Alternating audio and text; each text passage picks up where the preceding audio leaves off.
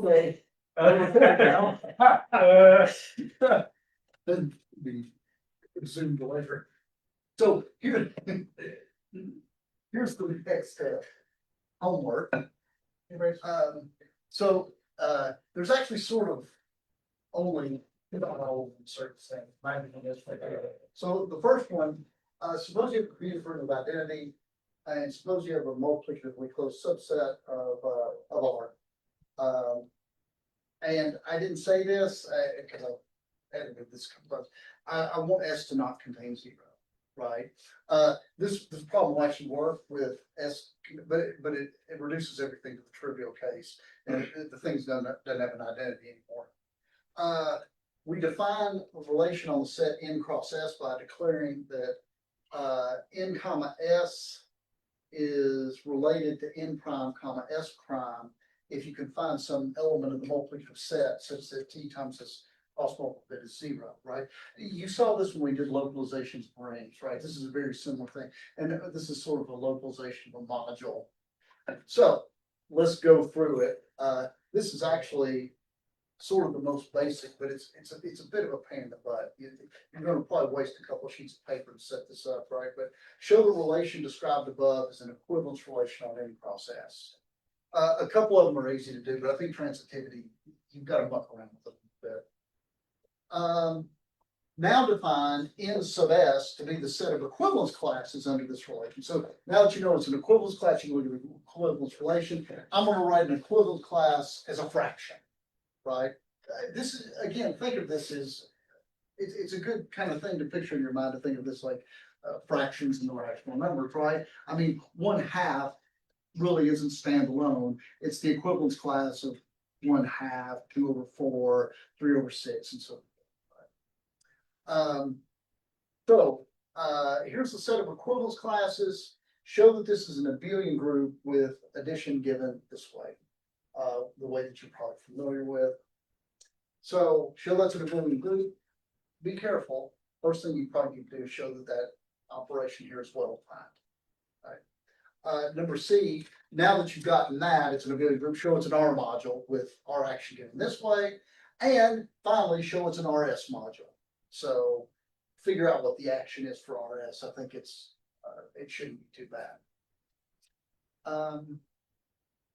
The next one, remember how last homework we defined a projective module to be the direct summand of a free?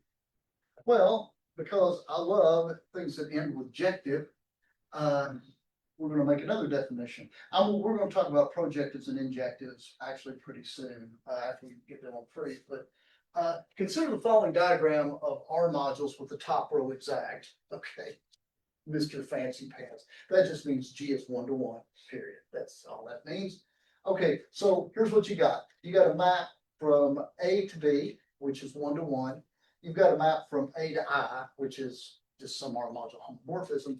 We say that I is injective if given any diagram like that, you can lift the function. That is, there's a homomorphism from B to I, such that when you do G, then you do H, it's the same thing as doing F. So injective means that you can sort of, you might think of A as a submodule of B, right? Since this is 1-to-1. And so what it means to be injective is if you've got a homomorphism from a smaller piece into I, you can lift the domain to the bigger piece into I. That's essentially what it means to be injective. It is a dual notion to project, right? And we'll tie all that stuff here later. But here, show the following conditions. Oh, and that isn't a typo. It is 15 points because I showed, right, there's 1 plus 2, 2 plus 3, 3 plus 1, or however you want to do it. Show the following conditions on an R module are equivalent.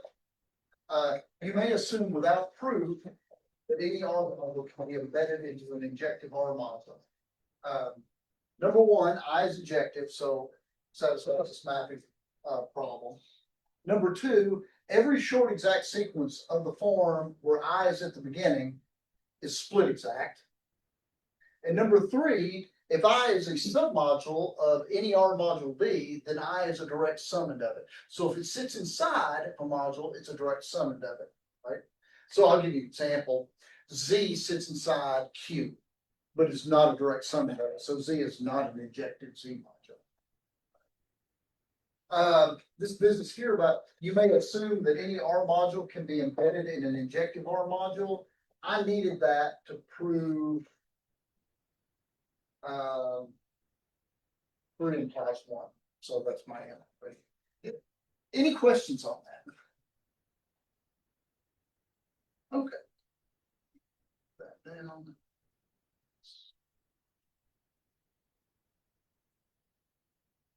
Okay.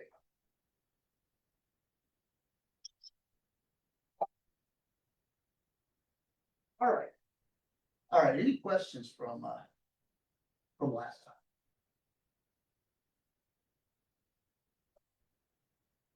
Oh, and Hannah, can I talk to you for just a sec after class? Yeah.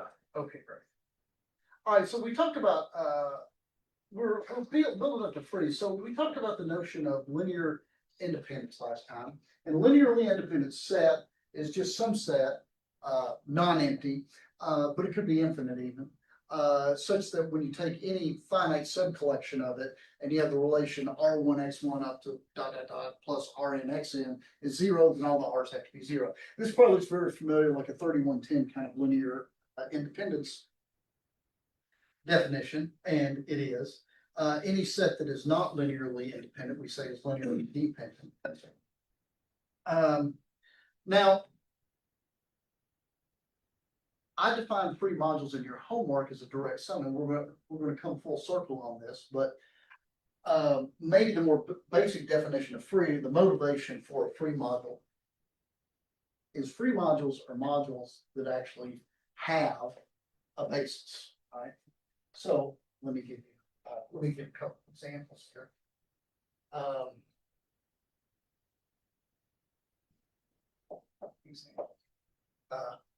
One is a basis for the free key module C. Right? One is linearly independent because n times one equals zero means n equals zero, right? So it's linearly independent, and it spans Z because any integer of n times one, right?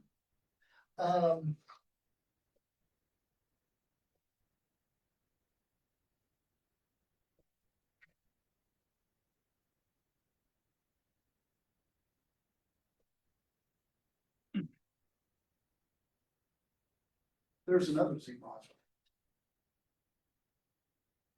Right?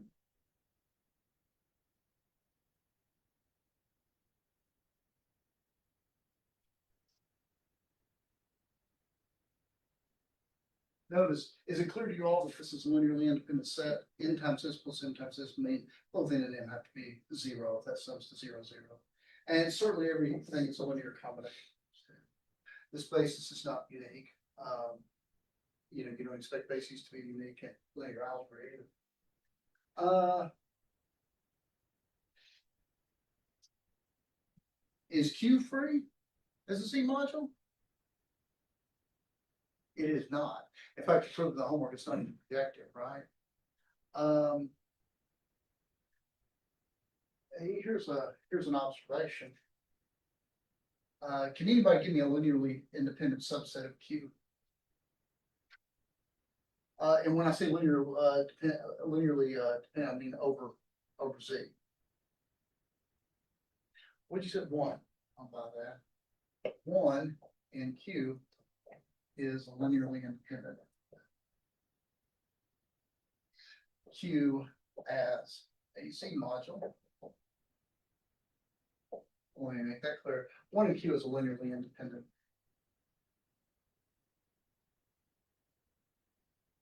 subset of Q. Right? Because n times one equals zero, again, means n equals zero. Does one span that over Z? No way, not even close, right? All right, well, maybe we can build a basis. Somebody give me a 2-element linearly independent subset of Q.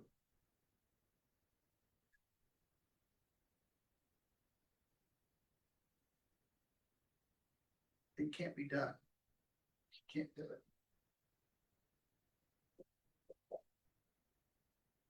A over B and C over D are in Q. And in fact, let me just, I'll put that. Here, of course, B and D are not zero. Notice that A over B times B C minus, see if I did this right. Yep. Right. So there is no two element linearly independent subset, right? And is there any rational number such that, so you just picked one for the one element linearly independent subset. You could have picked any rational number that's not zero and that would work, right? But there's no single rational number that spans Q over Z, because whatever that fraction is, A over B, right? All I have to do is look at 1 over 2B, and there's no way that NA over B can ever be 1 over 2B, right? So not free, right?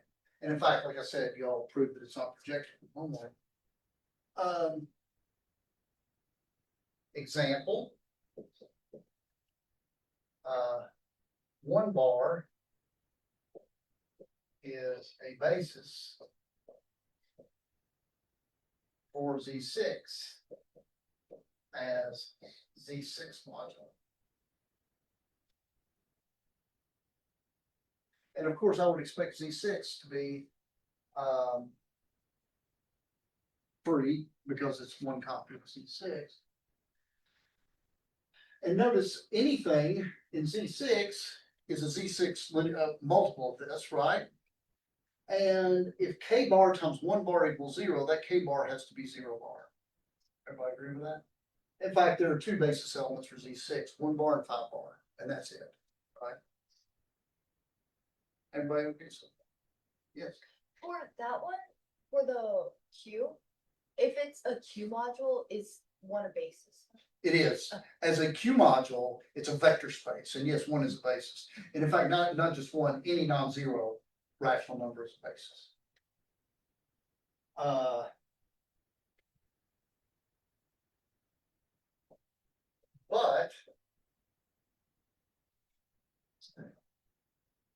But as a Z module, Z6 has no non-empty linearly independent subset. As a Z6 module, it doesn't work because I don't care what element you have in Z6, any singleton element, if you multiply it by 6, you're going to get 0, right? So that means that there's not even a single element that's linearly independent, and so you can't have a linearly independent set at all. So what a free module is, so you've seen the definition, some number of copies of the ring R. I also say it's got a basis. So let me give you this kind of big theorem here.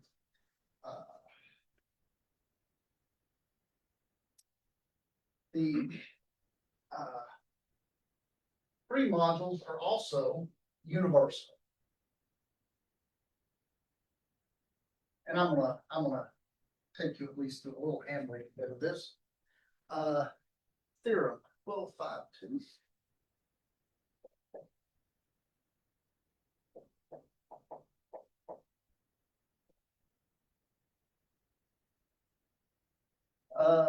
Let R be a ring with identity at the unit. We'll do comedic ring with identity.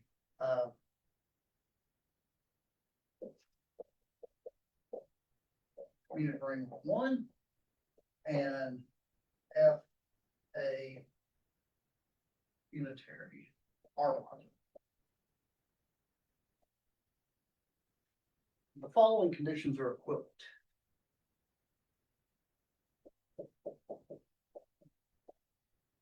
Number one, R, I'm sorry, R cap has a non-empty basis.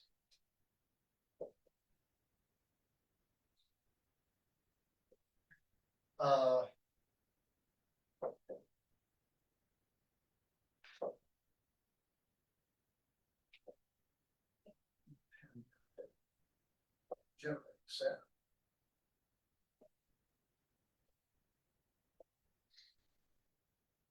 So basis just means it's set that's linearly independent and it generates it. For those of you that are fans of category stuff, sometimes people say that the free module on the empty set is the zero module, right? So it's, I mean, obviously the zero module has no basis, right? Because, and some people say, okay, it's free on the empty set, and sometimes that's considered to be a free module. And it helps, if you like categories, to consider it such. F is the internal, although not that much, internal direct sum of cyclic R modules, cyclic R submodules of that.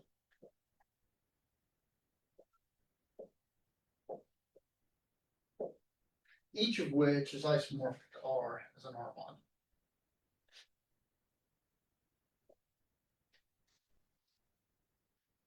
Is isomorphic to R.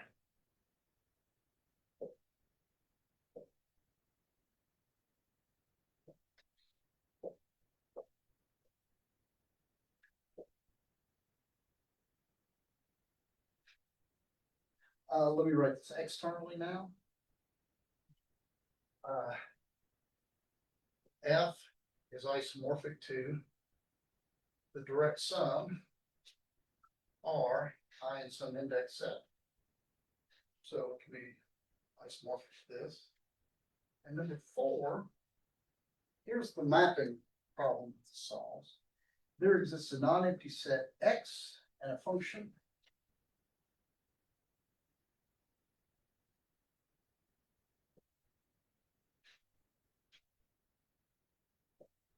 There exists a non-empty set X and a function iota max to F. I think of iota sort of loosely as an inclusion. The set X is really kind of your basis here. And iota I think of as sort of inclusion in the free module. So you think of just, this is just the inclusion map that takes the basis elements into F. Such that given any R module M,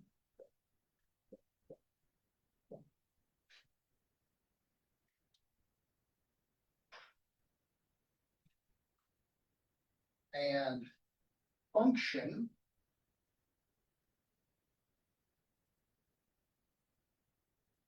and I do mean function, no homomorphisms, no nothing. F from X to M, there exists a unique R module homomorphism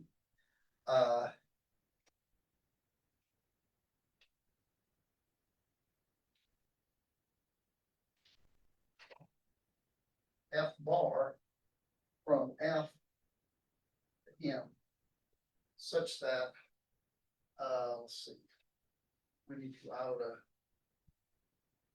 F bar, let's see.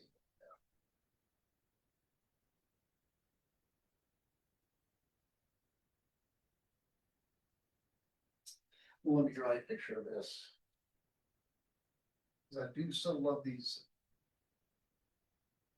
mapping properties.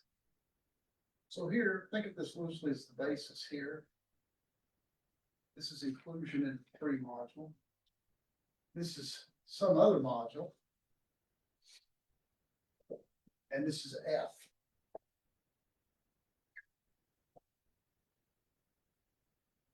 This gives, it turns this function, this freaking function, into a bona fide R module homomorphism, such the diagram can be used. So here is the same thing as this.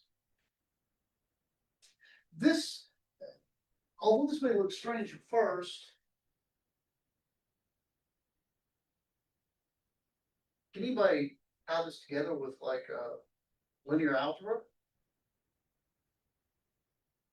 What's one of the things that you learn in linear algebra, linear transformations, right? So you learn what these linear transformations are. They're like a special case of our R module homomorphisms.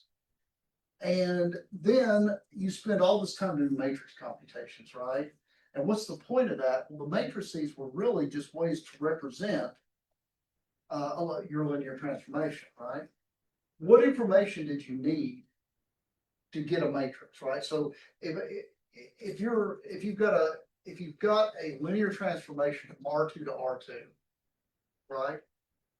All I need to do is specify a basis and tell you where that basis goes. It takes 1, 0 to 2, 3. It takes 0, 1 to negative 4, 6, right?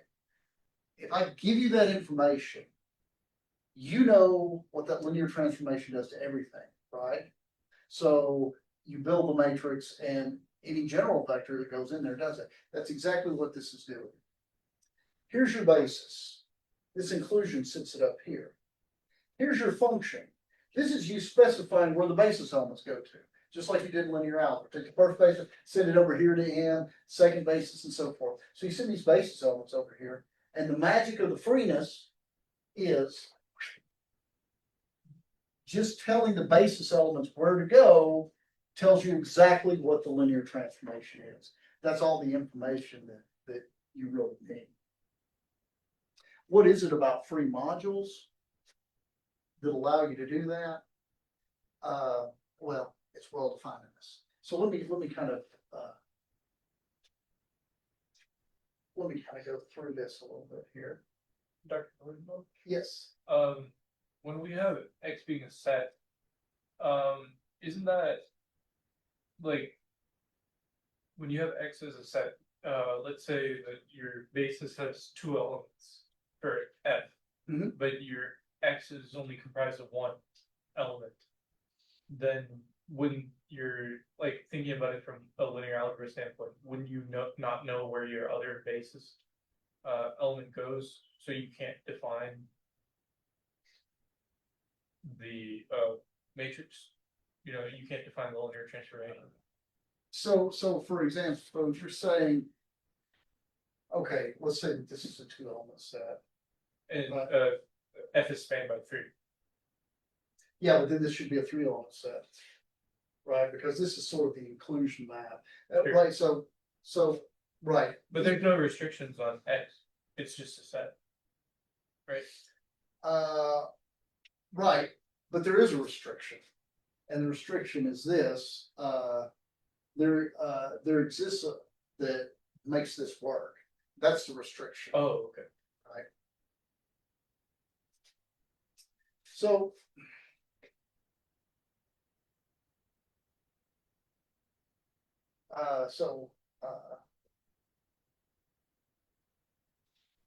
Let me at least kind of go through some of this.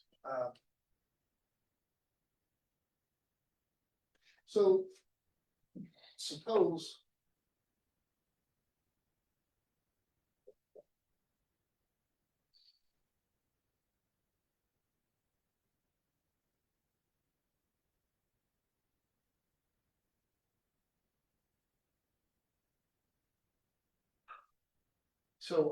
suppose that this is suppose I have a basis, right?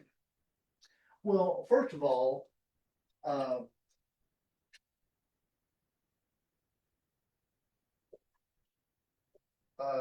set xi spans F and is linearly independent, right? I claim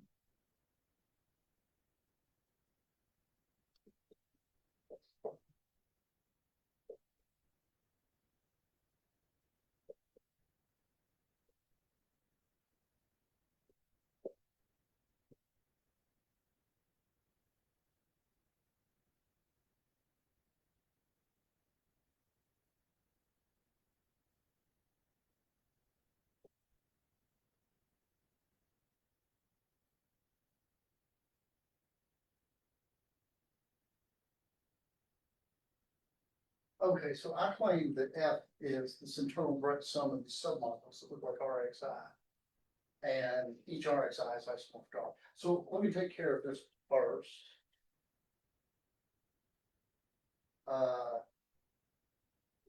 First note, phi from R to RXI given by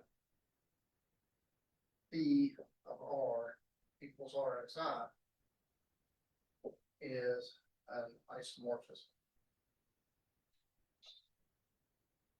Now, first of all, let me point out that it's fairly obvious that this is onto, right? Because any RXI, I can find the preimage.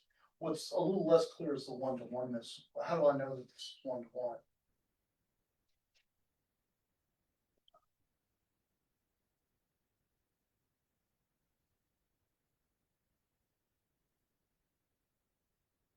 Well, let's suppose that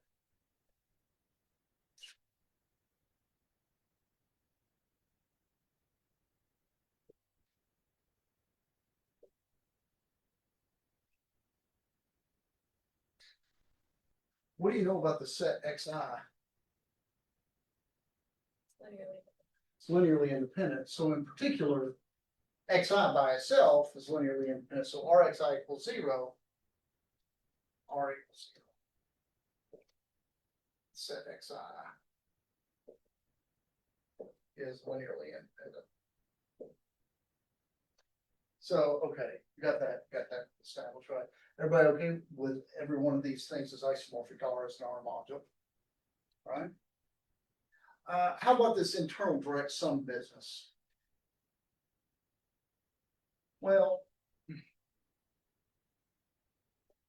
it just remains to show that, notice that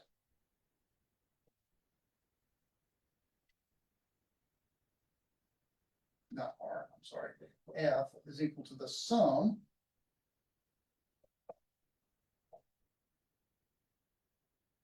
right? We know this because it's a spanning set, it generates all the Xi's generated, so F is equal to this. We just don't know the sum is direct. We need to show that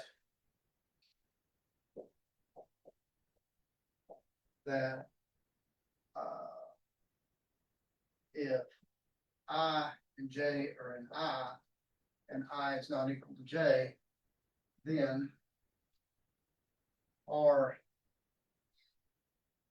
J intersect, oh, I'm sorry, RXJ intersect the sum of RXK, where K is not equal to J. I don't know what I have. There's no need for I there. So we need to show if J is any element of I, then the intersection of this piece with what's put together by all of the other pieces is empty, or I'm sorry, is 0.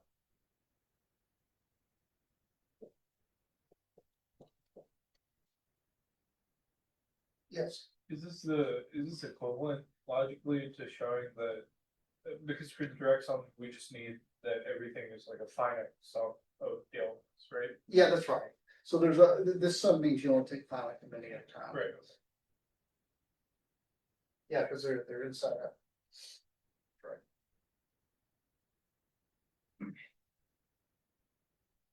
Okay.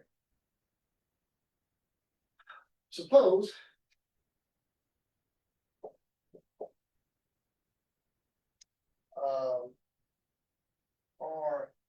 well, let's see, suppose Z is in R X J intersect the sum, K is not equal to J, R X K.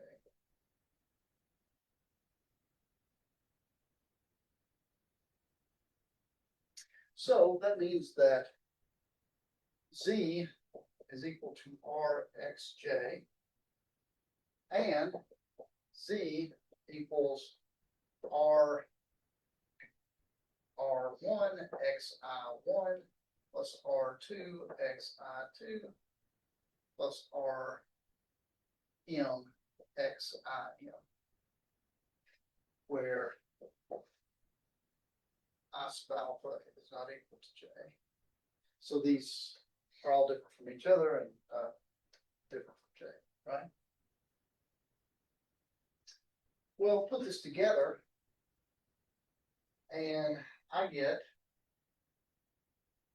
Rxj equals R1 Xi1 plus Rm Xim, or 0 R1 Xi1 plus Rm Xim minus Rxj.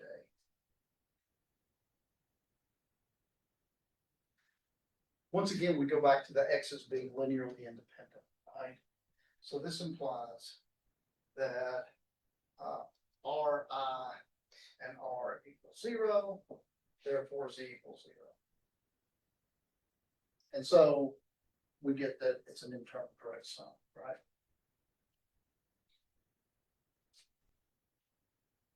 This follows almost immediately, right? Because if it's an internal direct sum, it's isomorphic to an external direct sum.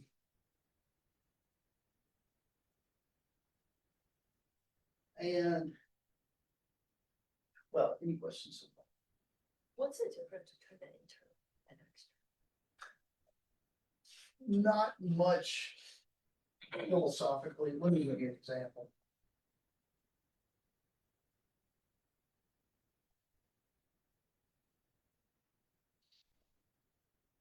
So let's write Z2.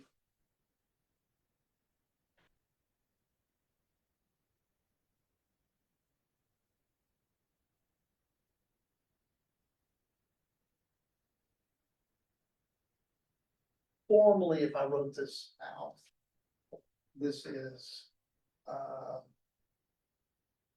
0 bar, 0 star, 0 bar, 1 star, 0 bar, 2 star, 1 bar, 0 star, 1 bar, 1 star, 1 bar, 2 star. Formally, that's what that is. I mean, it looks like death on a hot plate, but I mean, that's what it is, right? This is isomorphic to Z6, which in this perspective can be written in much clearer form.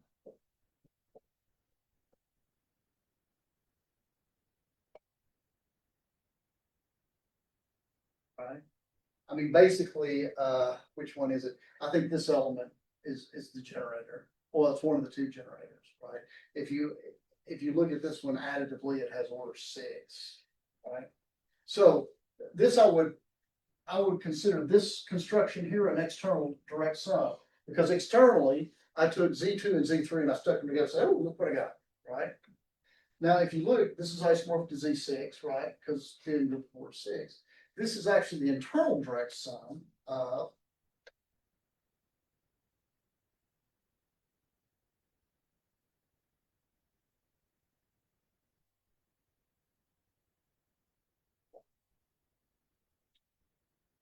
this is an internal direct sum. So I started here and I've dug up the actual subgroups that are the direct sum, right? So this subgroup, this is isomorphic to the Z2 piece. This is isomorphic to the Z3 piece. And it's easy to see that you generate everything, because if you add this and this, you get 1. And once you've got 1, you've got everything. And also it's clear that the only overlap between these two is the 0, right? So it's just, I mean, it's almost like a tomato thing. Although people that do logic and kind of strict category theory will probably yell at me for saying that. But okay.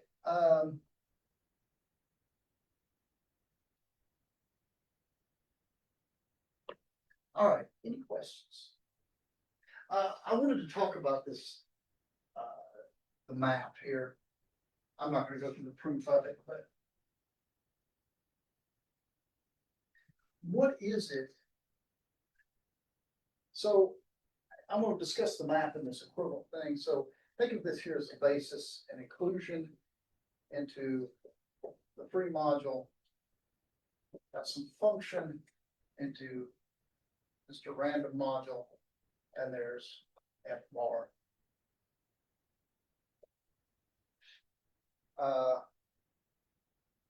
So what is it about free that allows us to do this? Well,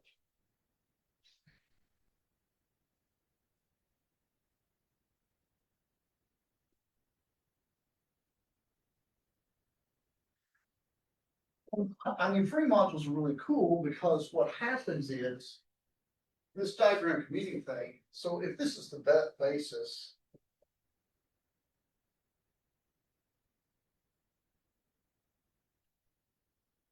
so think if this is the basis, then the way F bar will work, what does a typical element here look like?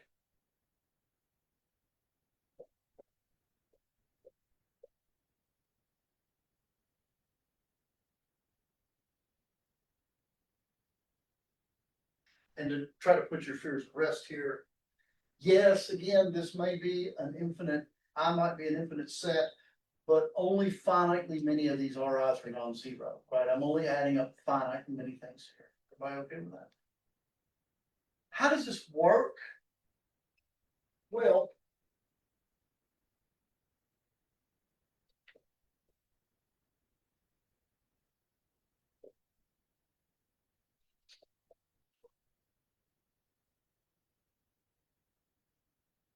where do you send this arbitrary element?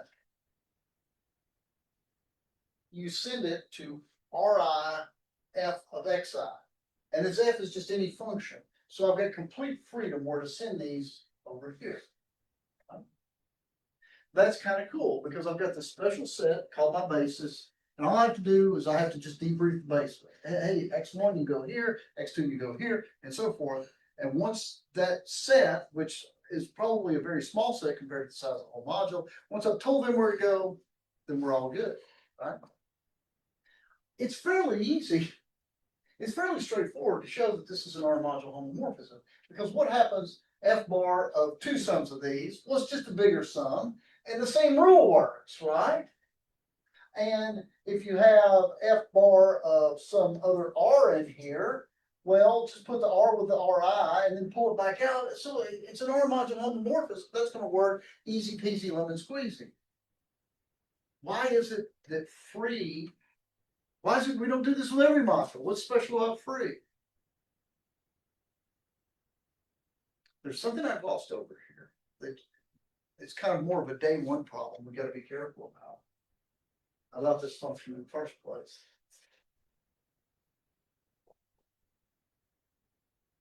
The first question that you should ask yourself is, how do you know this definition here is well defined? Okay? Because if there are multiple ways, this is some element in F, right? If there's a different way to write F in terms of this basis, then you could be totally hosed. You might get a completely different answer here. That is the importance of the basis and why it worked in linear algebra. It's not just because I can write something as a linear combination of the xi's. The linear independence gives me that this is a unique representation. Once it's unique, this is well defined. And then after that, the R module homomorphism part is fairly easy. So we do this with any module if we can get away with it. For free modules, you have this magic basis where everything can be spanned by it in a unique way over R. And that's what allows things to work the way they do. Is that clear to everybody? Okay, good. All right. Now,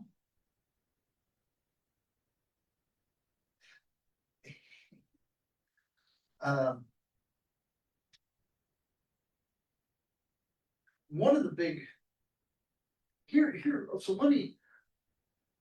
let me talk about a defect first, and then I'm going to do a little bit of linear algebra, believe it or not. One of the big, let's see if you guys can remember. I hate these kind of questions, but I'm going to ask it anyway. It's like, what am I thinking question. One of the big theorems of linear algebra is if you have a linearly independent subset of a vector space, you can always So if I've got a linearly independent yeah, don't you get that? I've got a linearly independent subset of vector space, right? Do I know that's a basis? Well, it might not be. It's linearly independent, sure enough, but it may not span it. But that linearly independent subset can be expanded to a basis. Yeah.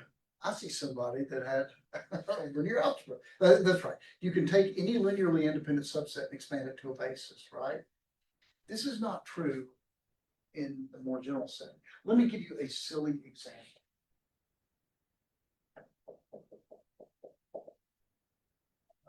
Z as a Z modulator. It doesn't get much easier than that, I guess. Meg, give me a number. 2. Pick 0. No. Uh,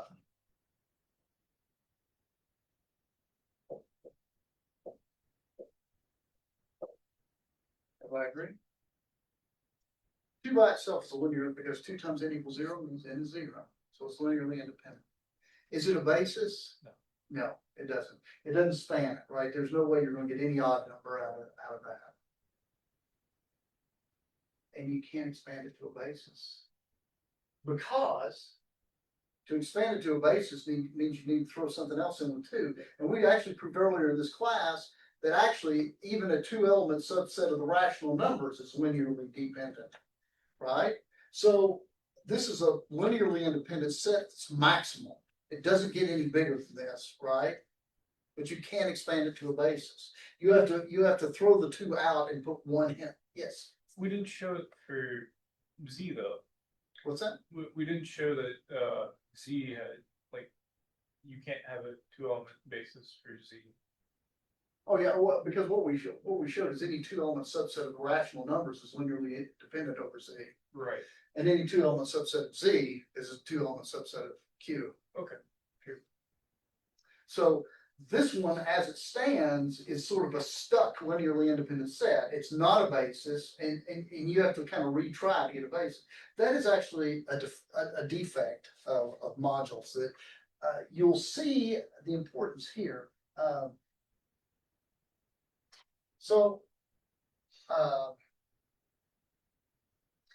This is true for division rings. I'm going to couch this in terms of lemma. 12.5 or a maximal linearly independent subset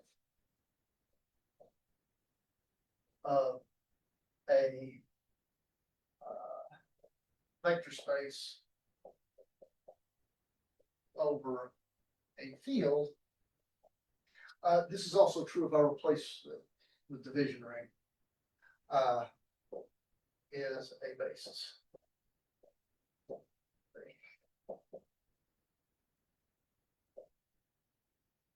D is my vector space. So if you have a module over a field, then a maximal linearly independent subset is always a basis. Now, you see the defect here because 2, I'd really like to multiply that by 1/2 to get the 1, spend everything, but can't do it. So, proof. Let X be a maximal linearly independent subset of A. So I'm assuming at this point that such an animal exists. I'm going to come back to this fact. But suppose I have a maximal, and do you all know what I mean by this? It's linearly independent and it's maximal. In other words, if you have any set that properly contains it, it's no longer linearly independent. Okay. If X spans B, then done. Because our maximal linearly independent set is span. If not, there exists some, Z in V, but not in the span of X.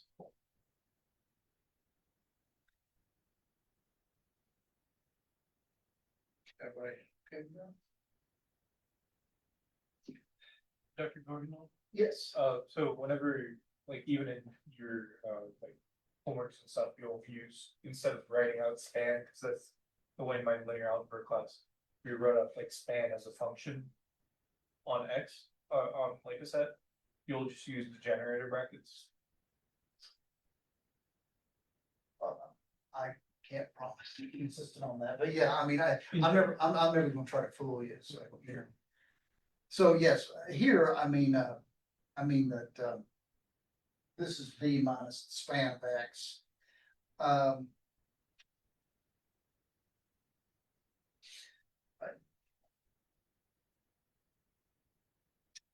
So consider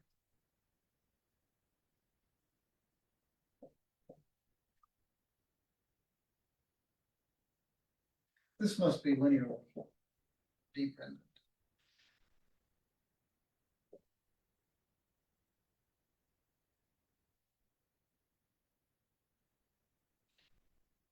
Right? Has to be. So, let's say X1, XT in X, R1, R2, RT in R, and R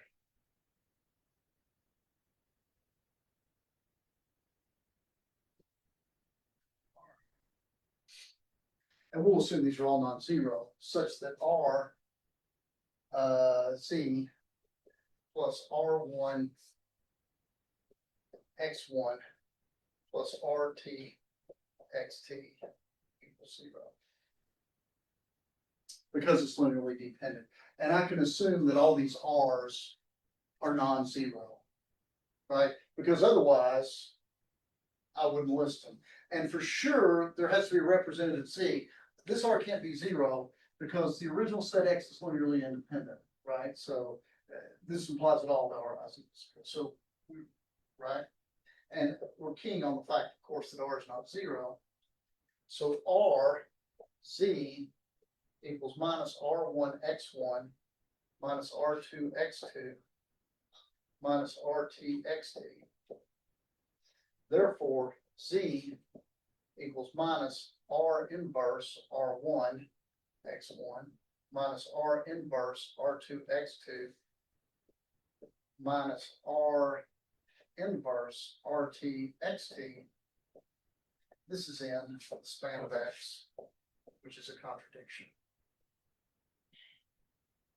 The C that wasn't supposed to be in the span of X now is in the span of X. First of all, you should probably notice that the commutativity really wasn't important here, so I could have done division ring, but I'm a lazy man. Another thing that you should take away from this also is this little subtlety of being able to solve for Z because R is not 0 made all the difference in the world, because this theorem is clearly not true even in a very simple non-field module. Right, so we will talk more about this special case next time. Finish up vector spaces by kind of talking about some of the old linear algebra theorems, then we'll be free and projective. Or, I'm sorry, projective and injective. Any questions? All right, I will see you folks next time.